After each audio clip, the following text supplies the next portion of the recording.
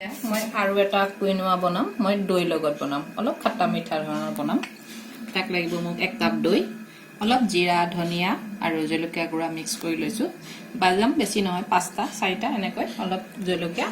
জ্বলাটো নিজৰ সোৱাদ মতে আৰু কুইনোৱা মই যিখিনি সিজাই থৈছিলো তাৰে সৰু অলপমান 1 কাপ মান কুইনোৱা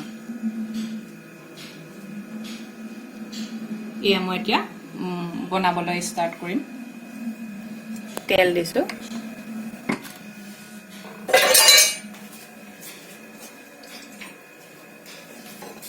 তেলত মই বাদাম গিলা অলপমান ফ্ৰাই কৰি লৈছো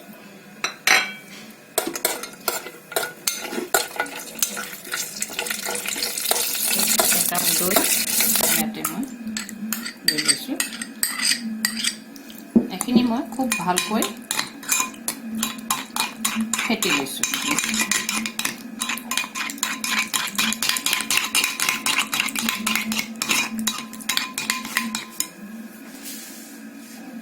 ইয়াতে অকণমান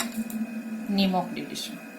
যেহেতু দৈখিনি মিঠা গতিকে মই অলপ নিমখ ভাৱটো আনিবৰ কাৰণে ইয়াতে মিঠা নিমখীয়া যাতে হয় সেইটো এতিয়া মই এই সিজাই থোৱা কুইনোৱাখিনি ইয়াতে দি দিছো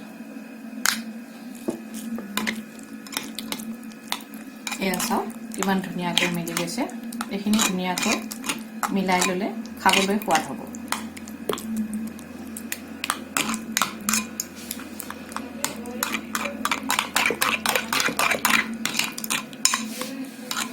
এতিয়া মই ইয়াতে অলপমান জিৰা ধনিয়া গুড়া মিক্স কৰি দিছো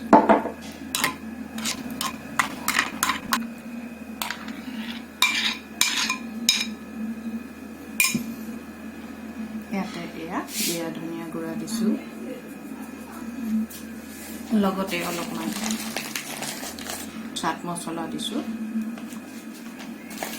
আগতে মই ভাজি ৰখা কাজু বাদাম কেইটা মই ইয়াতে সৰু সৰুকৈ কাটি দিছো কাজু পেস্তাখিনি দিলে অলপ খাই ভাল লাগিব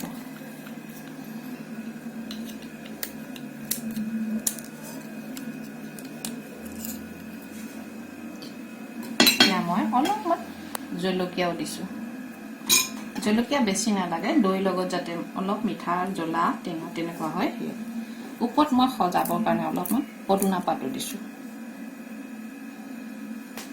এয়া ৰেডি হৈ গ'ল কুইনোৱা দৈ লগত